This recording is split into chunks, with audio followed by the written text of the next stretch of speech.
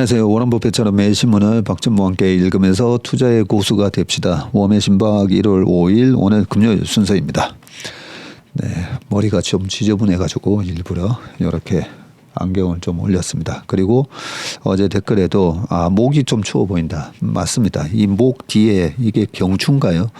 여기가 따뜻해야 코가 좀 덜 막힙니다. 그래서 목도리를 했더니 확실히 좋네요. 감사합니다. 그리고 포천 일동에 일동 연세의원 거기도 한번 가보도록 하겠습니다. 예전에 또 어떤 분이 역삼동 그리고 여의도에도 제가 자주 가는 부추 된장 먹는 그 위에도 금강 빌딩인데요.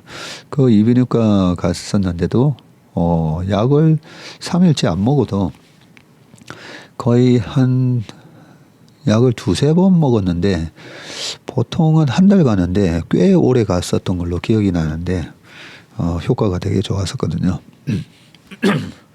근데 뭐 뭐니 해도 코스피, 코스닥, 코세익 장이 좋아요. 제 코 상태가 좋습니다. 좀 신경성인 게 제가 잘 때는 코가 뚫립니다. 그래서 버스나 이래 타고 가다가 졸잖아요. 그러니까 코가 싹 뚫렸다가 눈만 뜨면 다시 코가 막히는. 그래서 약간은 신경성도 좀 있기 때문에 일단은 장이 좋아야 되는데 조정을 받아도 이게 예측된 조정이면 지금처럼 이래 코 상태가 좋습니다. 네, 그러면 바로 기사로 좀 넘어가 보도록 하겠습니다. 오늘은 금요일이니까요. 중앙일보에서 김영석 교수님 칼럼이 있나 봤더니 오늘은 칼럼이 나왔습니다. 이제 105세가 되시다 보니까 중앙일보 금요일자 볼 때마다 약간 마음이 조마조마합니다. 근데 환을짝 웃고 계시는 교수님 사진 보면서 우리가 한 주간 열심히 주식 투자하면서 항상 돈을 다루는 그런 일을 하다 보면 우리 영혼이 피폐해지기 쉽다고 말씀드렸지 않습니까? 그죠? 그래서 이런 김영수 교수님 말씀이나 여러 종교단체의 큰 스님이나 큰 목사님이나 신부님이나 그런 분들 말씀을 듣는 게 저는 그런 부분이 참 중요하다고 생각합니다. 자, 일단 김영석의 100년 산책, 나중에 온 사람을 먼저 우대해주는 사회. 자, 인도의 간디는 20세기 사람이다. 그러나 그의 진실과 정직, 반폭력과 인간 사랑의 정신은 21세기에 사는 우리가 깊이 새겨야 할 교훈이다. 지금은 우리는 지도자들이 진실을 포기하고 국민은 폭력을 일삼는 사회에 살고 있다. 언어의 폭력은 정신적 폭력이다. 최근 종교계 성직자들까지 대통령에 대해 괴물, 비행기 사고로 죽었으면 좋을 사람이라는 폭언을 삼가지 않는 상황이다. 사실 제가 정치뉴스는 아예 거의 안 보다 보니까 연예계 뉴스 그래서 그 김 작가에서 저보고 누구 닮았다더라? 이진욱인가요? 그분 얘기했을 때도 누군지 사실 잘 모릅니다. 정치인들도 잘 모르고. 네, 근데 이재명 대표에 대한 테러 이런 걸 보면서도 보면 우리가 이념이잖아요. 이념은 이데올로기는 그냥 서로 다른 이데올로기를 저는 인정해줘야 된다고 생각합니다. 인정을. 거기서 우리가 뭐 식사를 하든지 가끔씩 보면 이 이데올로기 논쟁이 나오잖아요. 그러면 저는 좀 쓸데없는 논쟁을 한다 이런 생각을 좀 많이 하거든요. 그러나 이데올로기는 저 사람은 저는 이데올로기 믿고 종교도 좀 마찬가지겠지만 그런 부분은 그냥 좀 인정을 해줬으면 좋겠는데 그런 테러 이런 부분들은 어마어마한 진짜 폭력이죠. 그거는 이데올로기를 떠나서 어떤 식으로든 용납이 안 되는 일이라고 생각합니다. 그리고 여기 교수님 말씀대로 언어의 폭력. 이게 피지컬한 그런 폭력만 많이들 얘기하시는데 이 언어 폭력도 엄청난 거잖아요. 네, 좀 읽어보겠습니다. 간디는 살아있을 때 긴 여행을 떠난 적이 있다. 기차 안에서 읽기 위해서 영국의 존 러스킨의 저서 이 최후의 사람에게를 가지고 떠났다. 크게 감명받은 간디는 모든 정치, 특히 경제 문제 해결이 여기에 있다고 공감을 했다. 러스킨은 어떤 사람인가? 예술평론가로 출발했다가 윤리적 가치관으로 사회를 비판한 사람이다. 아름다움과 사랑이 있는 역사를 개척하고 싶었다. 그런 가치관과 세계관은 어디서 얻었는가? 18세기 영국은 극심한 경제적 혼란에 빠져 있었다. 그 사회적 혼란 속에 비참한 혁명을 겪은 국가가 프랑스였다. 그러나 프랑스보다 더 위중한 현실에 처했던 영국은 유혈의 혁명을 거치지 않고 극복할 수 있었다. 그 시대를 이끌어준 선각자의 한 사람이 러스킨이군요. 러스킨은 그 문제 해결을 바이블에서 받아들였는데 이 최후의 사람에게 그 책이 그 정신이다. 포도밭 주인이 이른 아침 시간에 하루 일거리를 구하는 사람과 적절한 임금을 약속하고 포도밭으로 보냈다. 오전 9시에도 같은 방법으로 일터를 제공했다. 실업자가 많았기 때문에 낮 12시, 오후 3시에도 노동자들에게 일거리를 줬다. 오후 5시 거리에 나갔다가 일자리를 찾지 못해 애태우는 사람들에게도 내 포도밭으로 가 일하라고 보냈다. 저녁 때가 되어 임금을 주게 되었다. 주인은 가장 늦은 5시에 온 사람에게 처음에 약속한 사람과 같은 돈을 주었다. 9시, 12시, 3시에 온 사람 차례대로 지급을 했다. 새벽부터 온 사람과 9시에 온 사람들은 더 많이 줄 것을 기대했는데 같은 임금을 받으니까 불평을 했겠네요. 우리는 더 많은 시간 동안 고생했는데 불공평하다는 항의를 했다. 주인에게 당신에게 약속한 임금을 주었다. 저 사람들의 가족들이 적은 돈으로 굶어야 하겠기에 더 준 것이 내 잘못이냐라고 타이른다. 그것이 예수가 남겨준 교훈이다. 정치와 경제 문제의 궁극적인 목적은 무엇인가? 러스킨은 소외되고 버림받은 사람들에 대한 인간의 의무라고 받아들였다. 정치든 경제든 목적. 우리가 경제 활동을 많이 하지 않습니까? 그죠? 거기에 대한 주식 투자도 마찬가지고 이 주식 투자의 궁극적인 목적도 소외되고 버림받은 사람들에 대한 인간의 의무. 오늘도 참 큰 가르침을 주신다, 그죠? 자력으로 살아갈 수 있는 사람은 함께 가면 된다. 그러나 도움이 필요한 사람은 사랑을 받아야 한다. 국가와 정부의 최대 과제와 급선무는 거기에 있다. 기초 교육을 받지 못한 사람들, 가난 때문에 병고로 고통받는 사람들, 기본 경제의 혜택을 받지 못해 가난과 굶주림을 해결하지 못하는 국민, 그들에게 보호와 사랑을 베풀지 못하는 국가와 정부는 존재의 의무와 가치를 스스로 포기한다. 이런 성스러운 의무와 책임을 소홀히 하거나 역행하는 정치나 경제정책은 역사의 심판을 받는다. 정부만이 아니다. 부를 독점하거나 향락으로 소비하는 사람들, 교육받지 못한 국민을 정치적으로 이용하는 공직자들이 사회 악의 책임자들이다. 사회적으로 중책을 공인받은 기관들이 있다. 대학 같은 교육기관, 큰 시설을 갖춘 종합병원, 은행들은 그 기관 자체가 돈을 벌거나 수요하는 기관이 아니다. 사회 경제를 도우며 국민을 위한 봉사기관이다. 그들은 세금을 받고 국민을 위해 일하는 공무원과 같은 사회적 책임을 가져야 한다. 지식은 왜 필요한가? 배우지 못한 사람들을 위할 때 그 보람을 얻는다. 의술은 왜 존경받는가? 환자를 위해 사랑을 베푸는 의무 때문이다. 돈 벌기 위해 의사가 되는 사람은 진정한 의사가 못 된다. 재산이 많이 있어도 개인과 가정은 중산층 생활로 자족하고 주변에 가난한 사람을 위해서 기업과 경제 활동을 하는 것이 국가를 위한 성스러운 사명이다. 경제 활동의 궁극적인 목표와 가치는 무엇인가? 부가 더 많은 사람의 행복과 인간다운 삶을 위해 쓰이기 위해서다. 그런 인생관과 가치관을 갖고 사는 지도자와 국민이 많은 사회가 최선의 윤리적 가치와 사랑의 성과를 함께 누릴 수 있다.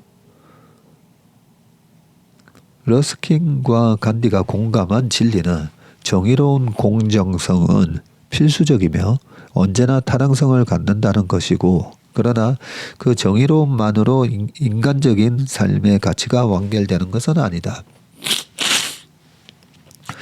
가정에서는 가족 간의 정의를 따지지 않는다. 정의만 따지는 부부는 이혼하게 되며 권리와 의무를 전부로 생각하는 부자간이나 형제 사이의 삶은 싸움으로 번질 수 있다. 교육계와 종교계에서는 정의를 따지지 않는다. 사제간에는 인격적인 사랑이 있어야 한다. 그렇죠. 그 가족 간에도 사랑 때문에 그죠? 저런 거 이런 거 안 따지잖아요. 최근에 우리 주변에서 학생을 위한 인권 문제를 놓고 교사와 학부모가 싸움을 계속하고 있다. 교사와 학부모는 자제와 제자들을 위해 협력하고 더 수준 높은 사랑으로 이끌어가야 한다. 아들, 딸을 위해 부부가 의견이 다르다고 해서 자녀들을 불행하게 하는 부모는 이미 부모의 자격을 포기한 것이다. 가정과 교육기관, 특히 종교기관에서는 언제나 정의의 가치를 사랑으로 완성하는 길을 선택한다. 그러게 요즘 교대 입학생이 줄었다든가 뭐 그런 기사를 보면서 선생님이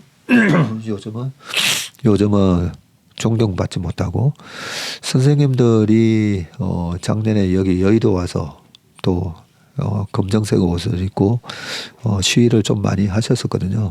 어떤 일이 있었는지는 다들 아실 건데, 여기 교사와 학부모는 자제와 제자들을 위해서 협력하고 더 수준 높은 사랑으로 이끌어 가야 한다. 이 부분이 핵심인데, 그죠?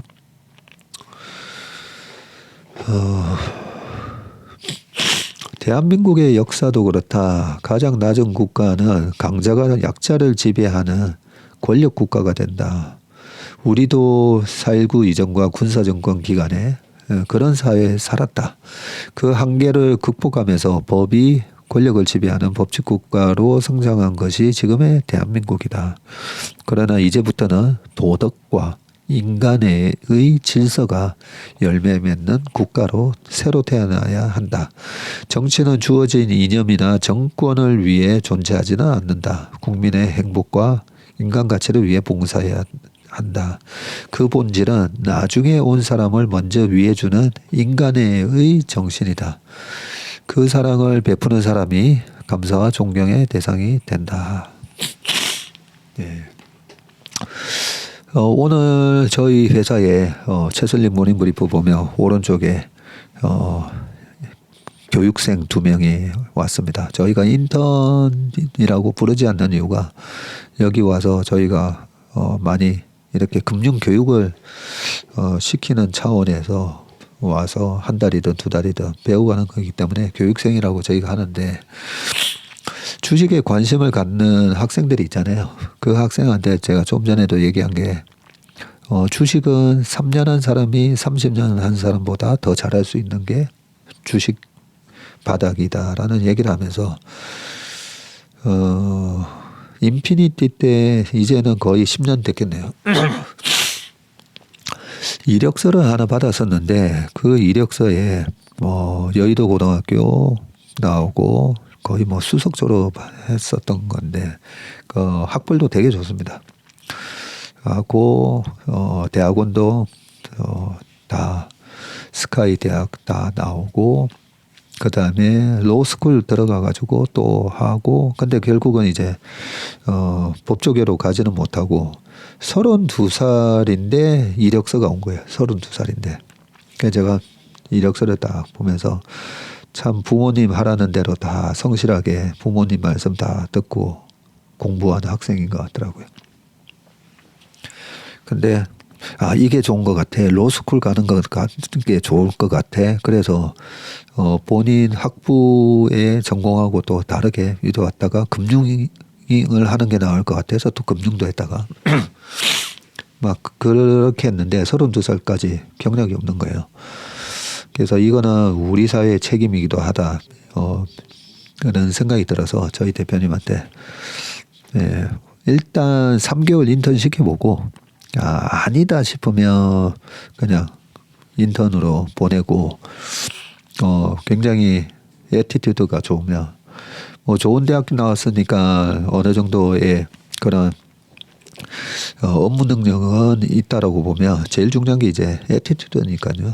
애티튜드가 좋은지 확인해 봅시다 했는데 딱 2주 지나고 저희 대표님이 뭐 애티튜드 확인할 필요 없는 것 같은데 그래서 저도 똑같은 생각입니다. 그래서 괜히 3개월 뒤에 내가 이 직장에서 일을 할 수 있을까 없을까 마음 졸이게 하지 말고 그냥 채용을 얘기해 주자 해서 바로 뽑았는데 그 직원한테도 얘기했던 게 3년 된 사람이 30년 된 보다 잘할 수 있다라는 얘기고 사실 여기 이게 종교적인 이런 부분을 약간 언급을 해주셨는데 성경에도 나중된 자라는 표현이 있지 않습니까, 그죠?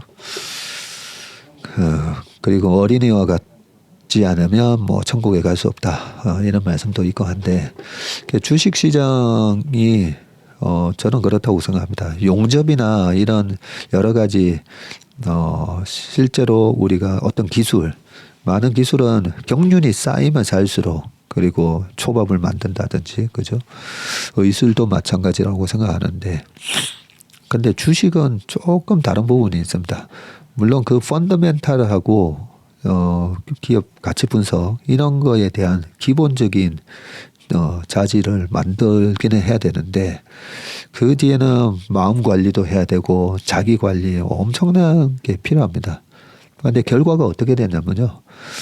그 직원을 매년 승진시켰어요. 매년. 3년 지났을 때 과장을 시켜준 것 같은데 정말 열심히 제가 항상 저녁 먹고 회사 다시 들어와서 일을 하는데 오면 항상 있어요. 제가 11시에서 11시 반쯤 퇴근할 때도 보면 안 가냐 하면 뭐 좀 할 게 있어가지고요 하면서 자료 만들어서 그 다음날 아침에 발표하는데 집이 여의도다 보니까 거의 11시 12시 그래서 제 업계 동료들 같이 저녁 먹고 가끔씩 저희 회사로 오면 두세 명이 밤 9시 반 10시 반 이때도 막 남아서 하고 있으니까 야 좀 회사가 잘 되겠다 뭐 이런 얘기를 부러워했었거든요. 그래서 좀 삼천포럼 좀 많이 빠졌는데요. 나중된 자가 얼마든지 큰 기여를 할 수 있습니다. 그 직원이 너무 잘해줘가지고 저도 그렇게 열심히 하는 직원이 밑에 있으니까 든든해 했었고요. 그런 측면에서 교수님이 나중에 온 사람을 이렇게 우대해주는 사회. 그 나중된 사람이라는 게 지각을 했다는 사람이 아니라 정말 여러 가지 환경 때문에 어쩔 수 없이 앞서가지 못하고 뒤처진 사람들에 대한 걸 얘기하는 거잖아요. 그죠? 그런 나중 온 사람을 먼저 우대해주는 사회. 좋은 말씀 들었습니다. 자, 박한슬의 숫자 읽기 데이터 중공몽을 꾸자. AI 시대의 핵심 자원은 누가 뭐래도 반도체다. 크리스 밀러 교수가 쓴 칩워. 그저께 언급을 해드렸던 부분인데, 그죠? 칩워와 같은 책이 번역된 덕분에 국내에도 반도체 기술을 두고 미국과 중국 간에 벌어진 기술 패권 경쟁에 역사적이고 지정학적 맥락이 비교적 널리 알려졌다. 이분이 약사이면서 작가이신데 이런 책도 다 읽으시군요. 그렇지만 이는 AI를 구동하기 위한 물리적 신체인 하드웨어 측면에서의 중요성일 뿐 그 나머지 반쪽인 소프트웨어를 구성하는 요소도 중요하긴 마찬가지다. 가령 기계학습을 위한 핵심 자원인 데이터가 없으면 첨단 반도체로 아무리 좋은 하드웨어 설비를 갖춘다고 해도 제대로 성능을 내기가 어렵기 때문이다. 그렇죠. 뭐 재료가 있어야죠. 아무리 좋은 뭐 기계 갖다 놓으면 뭐 하겠습니까? AI 학습용 데이터를 둘러싼 갈등은 현재 진행형이다. 챗GPT를 개발하기 위해서 사용한 데이터 중에서 압도적인 양이 뉴욕타임즈 기사인 게 밝혀지면서 그래요? 뉴욕타임즈가 개발사로부터 학습에 사용한 데이터 비용을 받아내는 소송을 제기한 게 대표적인 예다.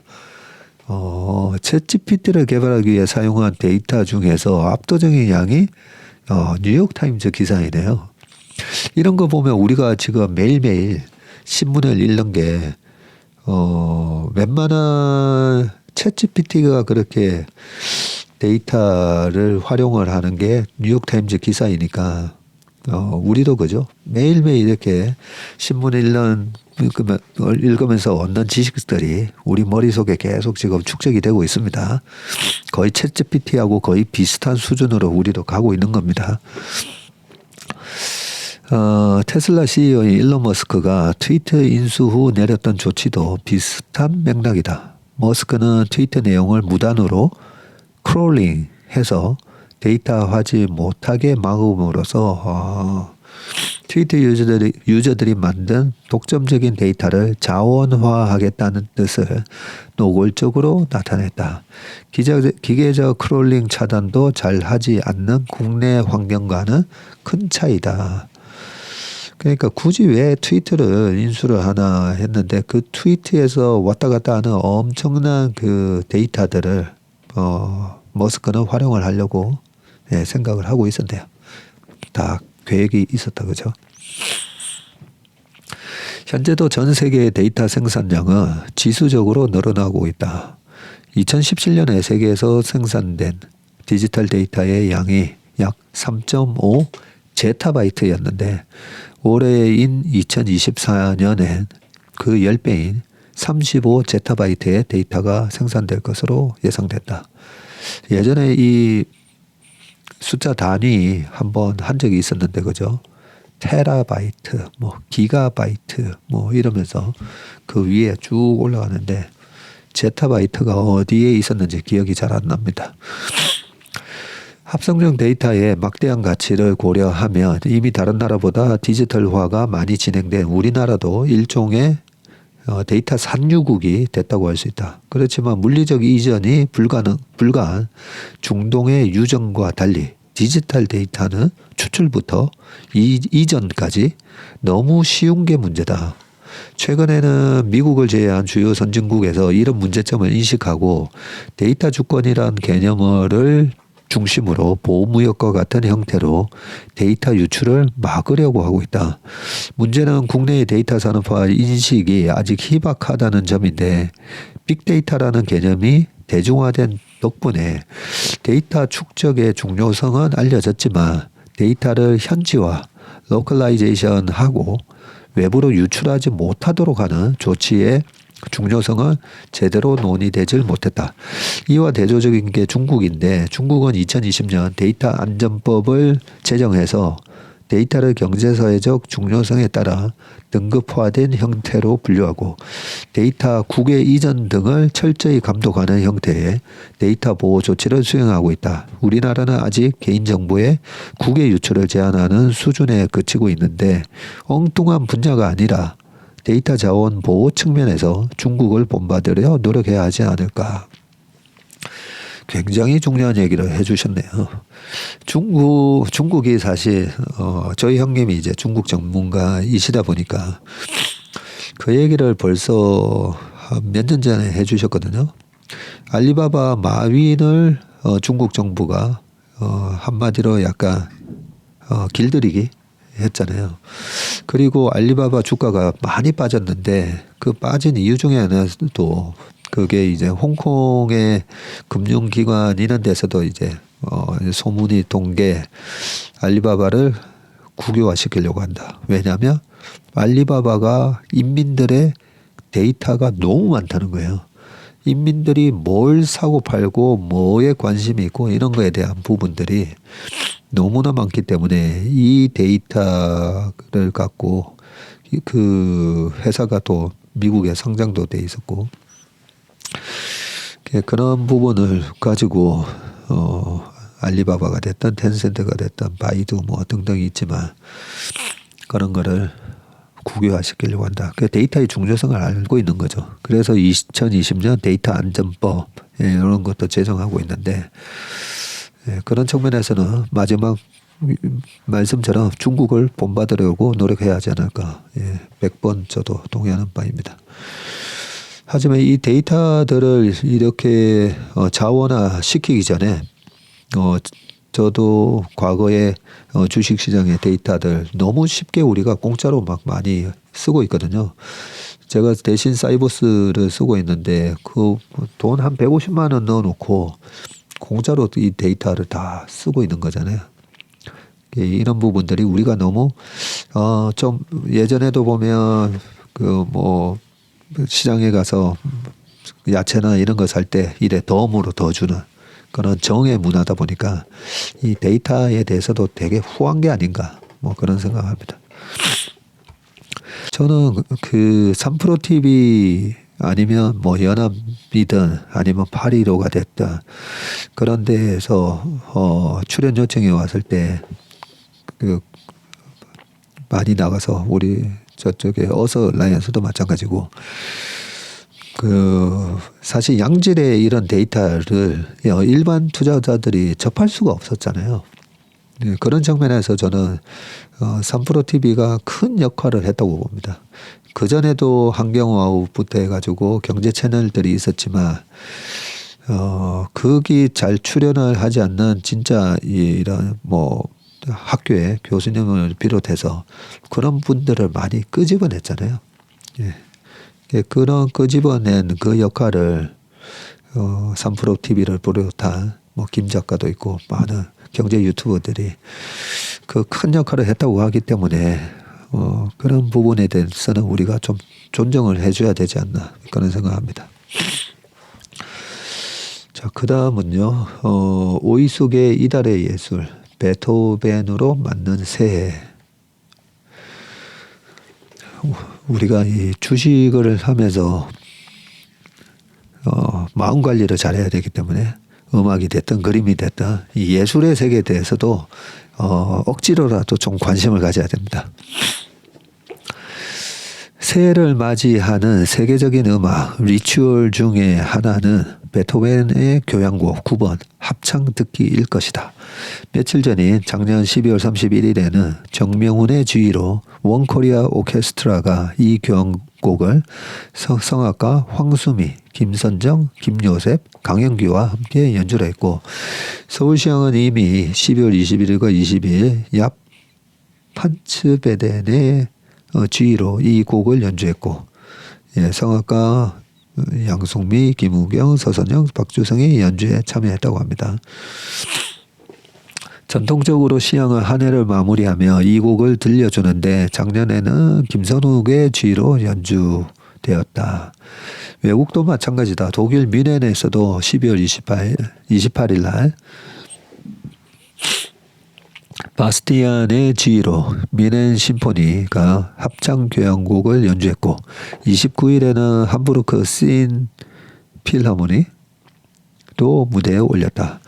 미국 시애틀 심포니 오케스트라는 웡의 지휘로 12월 28일에서 30일까지 연주했고 일본에서도 NHK 심포니 오케스트라가 타츠야 신모노의 지휘로 연주를 했다고 합니다.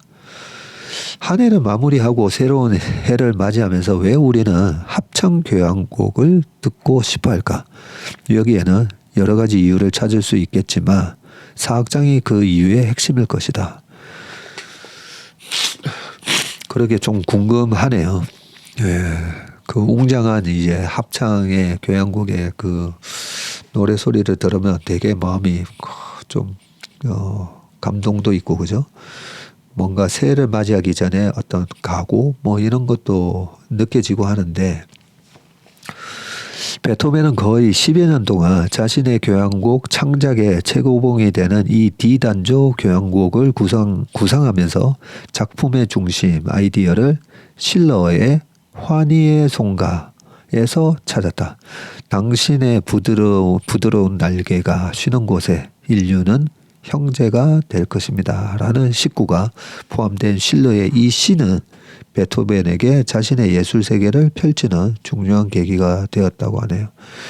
교향곡은 기악 작품이다. 그런데 베토벤은 독창과 합창을 교향곡에 과감하게 도입하면서 추상적인 기악 장르인 교향곡에 가사를 첨가하였다. 이로써 베토벤은 음악사에 커다란 변화를 가져왔을 뿐만 아니라 동시에 자신의 이상을 실현했다. 그의 철학을 보다 구체적으로 표출할 수 있게 된 것이다.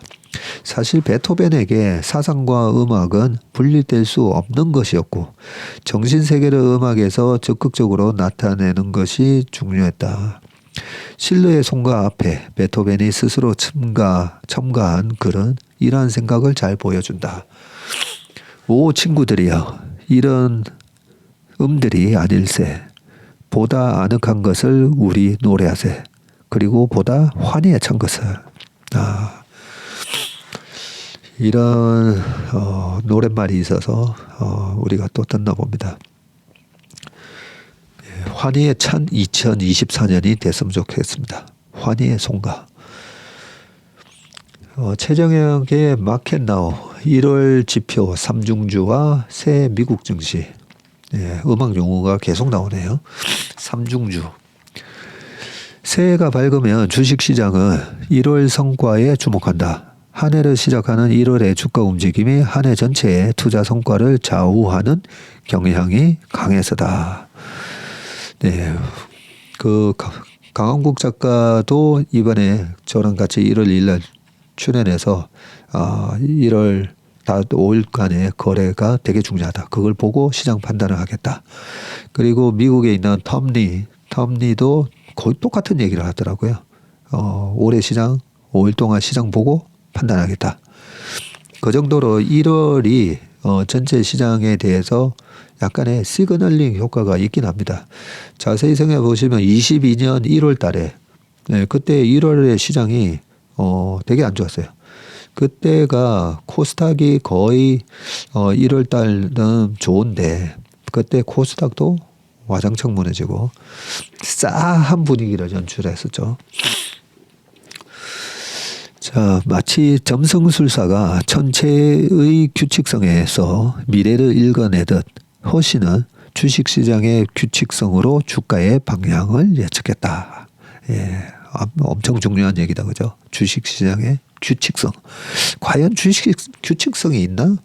뭐 옛날에 그런 말이 있었잖아요. 뭐 깨구리 뛰는 거랑 럭비공이랑 주식시장 예측까지가 못하다 했는데 규칙성이 있다고 합니다. 산타렐리, 1월 바로미터, 5월 매도 등이 그가 발굴한 주식시장의 주요 규칙성들이다. 이걸 갖다가 이 예일 허시라는 분이 가장 먼저 얘기하셨나 보네요. 이들을 조합해서 1968년부터 매년 주식 트레이더 영감을 발간하면서 한 해 주식시장을 예측해왔네요. 허시가 사망한 이후엔 그의 아들이 사업을 계속 이어가고 있다. 1968년부터 발간한 주식 트레이더 영감이 거기서 이런 얘기를 했었군요. 자, 허시가 구하는 지표 가운데 적중률이 가장 높은 것은 1월 지표 3중주, January Indicator Trifecta라는 것인데 1월에 세 가지 지표가 순차적으로 모두 상승하면 그해 주식시장의 화랑일 가능성이 매우 커지기 때문인데 첫째 지표가 크리스마스 무렵부터 기대하는 산타랠리다. 한 해 마지막 5거래일과 새해의 첫 2거래일을 합한 이 7거래일 동안 주가가 상승하는 산타랠리가 펼쳐지면 첫 번째 파란불이 켜진다. 네, 빨간불이 아니고 파란불. 근데 우리는 파란불 하면 일단은 주가가 떨어지는 파란색이 생각이 나니까, 네, 그 경고 등이 아니라, 예, 우리가 트래픽 시그널, 교통신호에서 파란불 하면 가도 된다는 뜻이죠. 자, 둘째는 새해 첫 5거래일 동안의 주가 움직임이고, 마지막은 1월 바로 밑이라고 불리는 1월에 한 달간 주가 움직임입니다. 산테 랠리에 이어서 새해 첫 5거래일 동안 주가가 상승한 후 1월 한 달을 강세로 마감하는 해에는 1년 동안 주가가 오를 확률이 매우 높게 나타납니다. 1950년부터 23년까지 이 3중주가 성공한 해 가운데 주가가 상승 마감한 해의 비율은 무려 90.6%나 되고요. 평균 주가 상승률은 무려 17.7%에 달합니다. S&P 500 기준입니다. 23년을 돌아보면 산타랠리와 함께 첫 5거래일 랠리와 1월 랠리가 이어지면서 한 해 동안 24%의 상승률을 기록을 했다. 23년에는 그랬네요. 반면 주가가 크게 하락했던 22년에는 비록 산타랠리는 찾아왔지만 첫 5거래일과 1월 한 달 모두 부진한 장세를 면치 못했었습니다. 그렇네요. 21년 11월에서 22년 1월 초에 고점을 기록한 미국 주식들이 되게 많았었으니까요. 허시가 발견한 규칙성과 이를 뒷받침하는 통계 수치는 결국 모멘텀, 상승 탄력이 중요하다는 것을 보여주는데, 모멘텀은 많은 학술 연구에서도 기업의 규모, 가치 등과 함께 주가 수익률을 결정하는 주요 요인으로 밝혀진 바 있고요. 스포츠에서는 기선제압이 팀의 승리에 유리한 분위기를 이끌어내는 것처럼 주식시장에서도 연초에 호재가 악재를 이겨내는 모멘텀이 연말까지 지속하는 것이다. 또한 자기 실현적 예언도 작용을 하는데, 규칙성에 대한 믿음이 강할수록 투자자는 자신의 행동을 믿음에 맞춰감으로써 기존 규칙성이 더욱 강화되는 것이다. 아쉽게도 2024년에 3중주에 대한 기대를 접어야 한다. 지난 1월 3일까지 7거래일 동안 S&P 500 지수가 안타깝게도 0.9% 하락하면서 산타랠리에 실패했네요. 이 3중주 중에 가장 첫 번째 이 산타랠리가 실패했네요. 그리고 첫 5거래일도 지금 분위기로는 드라마틱하게 오늘 밤 내일 이렇게 반등하지 않으면 요것도 또 틀릴 수도 있고, 그죠? 네. 최정혁 한양사이버대 경제금융자산관리학과 교수님이시네요. 이 교수님은 주식시장에서 경험이 있으신 분 아닌가, 뭐 이런 생각까지 듭니다. 자, 다음 기사는 K배터리 업체 미국 대선에 마음 졸이는 이유는 이라고 되어 있고요. 사실 호재라고 보기는 어렵죠. 국내 배터리 업계 관계자는 트럼프 전 미국 대통령이 차기 대선 지지율 1위를 기록하는 상황에 대해서는 이렇게 얘기했고, 현재 조 바이든 행정부에서 만든 인플레이션 감축법을 폐기하겠다는 의지를 트럼프 전 대통령이 시사해 왔기 때문이고요. 미국 정부는 22년 8월부터 IRA를 시행하고 미국에서 생산한 전기차 배터리에 보조금을 지급을 해오고 있습니다. LG엔솔, SDI, SK온 등은 지난해 IRA로 얻은 영업이익이 1조 원에 달하고 25년에는 10조 원까지 늘어날 것이라는 전망도 나왔네요. 계속 늘어나네요. 트럼프 전 대통령이 당선돼서 IRA를 폐기할 경우 이런 기대가 사라지게 되는데, 특히 한국 배터리 기업들이 미국 투자를 확대한 상황을 고려를 하면 IRA 폐기 시 수익성에 영향을 받을 수 있다. LG엔솔은 7조 2천억 원을 투자해서 지금 애리조나주에 북미 최대 규모의 배터리 공장을 세우고 있고, 스텔란티스와 합작 공장을 미국에 짓고 있는 SDI는 공장 가동을 앞당겨서 올해 말 대량 배터리 생산을 시작하기로 했고요. 대외적 경제정책연구원은 미국의 공급망 재편 정책에 대한 기업의 대응 및 시사점이라는 이 보고서에서 트럼프 전 대통령이 재선될 경우 미국의 전기차 및 배터리 산업은 막대한 타격을 입을 수 있다. 미국의 투자를 진행 중이거나 계획 중인 한국 기업들은 중대한 정치적 요인을 주요 변수로 고려해야 할 것이라고 진단을 했습니다. 그러나 트럼프 당선을 곧 IRA 폐기로 보는 건 성급하다는 분석도 있고요. 조제필 유니스트 교수는 트럼프 공약의 핵심은 아메리카 퍼스트인데 그 대표격이 IRA를 폐기하겠느냐고 반문했고요.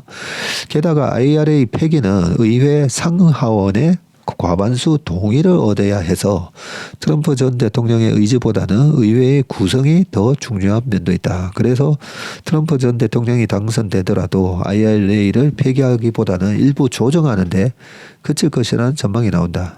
이게 더 합리적인 추론이다. 그죠? 상하원의 과반수 동의를 얻어야 되네요. 국내 배터리 업계도 미 대선 결과보다는 시장 성장성에 더 무게를 두고 있는데 LG엔솔 관계자는 미국 배터리 공장은 IRA 때문이 아니라 북미 전기차 시장의 성장 가능성 때문에 건설하는 것이라고 했고 IRA 폐기 또는 축소가 현실화한다면 타격이 없지는 않겠지만 전기차 시장 성장에 따른 배터리 수요 확대라는 큰 방향이 지속되는 한 사업 방향도 크게 바뀌진 않을 것이라고 말을 했습니다. 근데 사실 보조금은 결국은 폐지된다라고 봐야 되고 보조금 없이도 성장할 수가 있어야 되죠. 자동차 기존의 내연 자동차부터 시작해서 스마트폰 보면 우리가 엄청난 소비를 하는 그런 제품들 보면 이제 보조금에 의존해서 계속 성장하는 그런 거는 없잖아요. 그런 측면에서는 이렇게 전기차가 반드시 그 부분은 극복해야 될 과제라고 생각을 합니다. 보조금 없이도 소비자들로부터 선택을 받을 수 있는 그런 식으로 자리를 잡아야 되겠죠. 자, 하늘에서도 끊김이 없는 머스크 위성. 한국 통신사는 빠졌다. 왜? 요 기사가 있는데 일론 머스크가 이끄는 스페이스X가 휴대전화 우주통신 시대를 열었는데 별도 장비 없이 일반 스마트폰으로 전 세계 어디서든 위성통화를 할 수 있게 해주는 다이렉트 투 셀용 인공위성을 쏘아 올리면서죠. 다만 한국통신사는 여기에 참여하지 않았다라고 합니다. 밑에 회사들 쭉 이렇게 나오고요. 이게 왜 중요한지 적어도 위성통신 서비스는 글로벌 통신 시장을 뒤집을 게임 체인저가 될 수 있고 우리가 이 관련된 기사를 많이 읽어봤는데 저도 그럴 거라 생각이 듭니다. 그간 스페이스X는 약 150만 명에게 위성통신 장비를 활용한 광대역 가정용 인터넷 서비스를 제공해 왔고 이번 위성 발사로 장비 없이 휴대전화로 인터넷 서비스를 이용할 수 있게 됐습니다. 근데 한국은 어때? 이번 프로젝트에 참여하지 않았는데 관련 서비스에도 미온적인 편이고요. 이유는 현재 국내 통신 환경이 그 어느 나라보다 뛰어나서이고 광 케이블로 연결된 국내 5G 통신 속도는 세계 최상권이죠.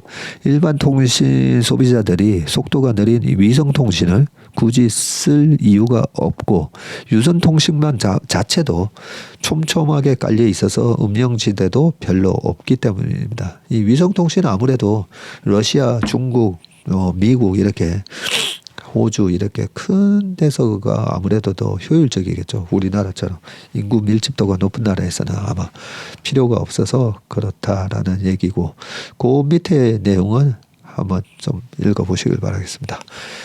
네, 오늘 웜의 신방 순서는 여기까지 하겠습니다. 이번 주말도 행복하고 건강한 주말 되시길 바라겠습니다. 고맙습니다.